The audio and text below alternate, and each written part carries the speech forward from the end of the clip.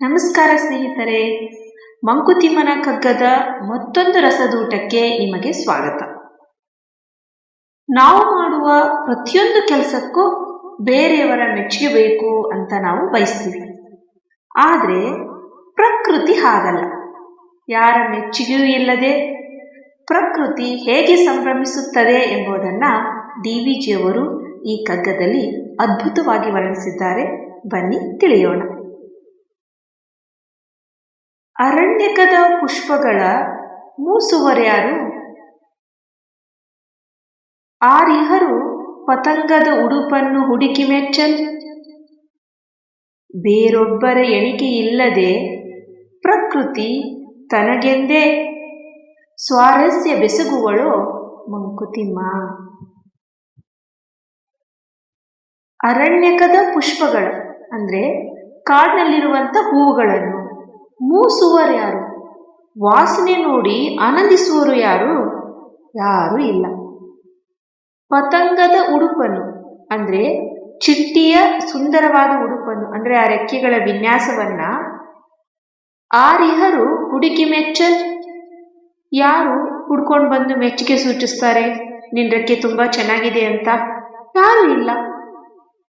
ಬೇರೊಬ್ಬರ ಎಣಿಕೆ ಇಲ್ಲದೆ ಅಂದರೆ ಬೇರೆಯವರ ಮೆಚ್ಚುಗೆ ಇಲ್ಲದೆ, ಲೆಕ್ಕಾಚಾರ ಇಲ್ಲದೆ ಅಥವಾ ಯಾರದೇ ಹಂಗಿಲ್ಲದೆ ಪ್ರಕೃತಿ ತನಗೆಂದೇ ಸ್ವಾರಸ್ಯ ಬೆಸಗುವಳು ಅಂದರೆ ಪ್ರಕೃತಿಯು ತನಗಾಗಿ ತಾನೇ ಸೌಂದರ್ಯ ಮತ್ತು ಸ್ವಾರಸ್ಯವನ್ನು ಸೃಷ್ಟಿಸಿಕೊಳ್ತಾಳೆ ಅಂತ ಅರ್ಥ.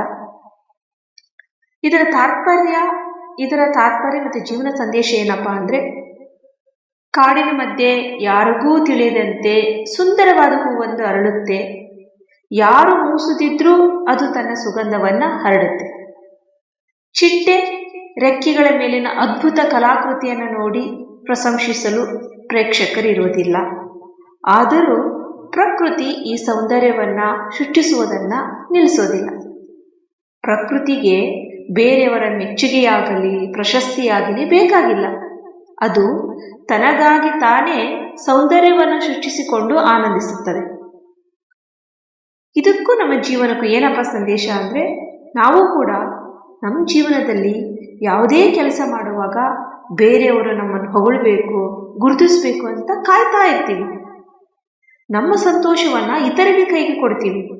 ಆದರೆ ಪ್ರಕೃತಿಯಿಂದ ಕಲಿಯಬೇಕಾದ ಪಾಠ ಏನಪ್ಪ ಅಂದರೆ, ನಮ್ಮ ಕರ್ತವ್ಯವನ್ನು ಸೃಜನಶೀಲತೆಯನ್ನು ಬೇರೆಯವರ ಮೆಚ್ಚುಗಾಗಿ ಅಲ್ಲದೆ ನಮ್ಮ ಸ್ವಂತ ಸಂತೋಷಕ್ಕಾಗಿ ಮತ್ತು ತೃಪ್ತಿಗಾಗಿ ಮಾಡಬೇಕು. ಇದೇ ಈ ಕಗ್ಗದ ತಾತ್ಪರ್ಯ. ನಿಮಗೆ ಈ ಕಗ್ಗ ಇಷ್ಟ ಆಗಿದ್ರೆ ನನ್ನ ಚಾನಲ್ ಸಬ್ಸ್ಕ್ರೈಬ್ ಆಗಿ ಬೇರೆಯವ್ರಿಗೂ ಕೂಡ ಶೇರ್ ಮಾಡೋದನ್ನು ಮರಿಬೇಡಿ. ಧನ್ಯವಾದಗಳು.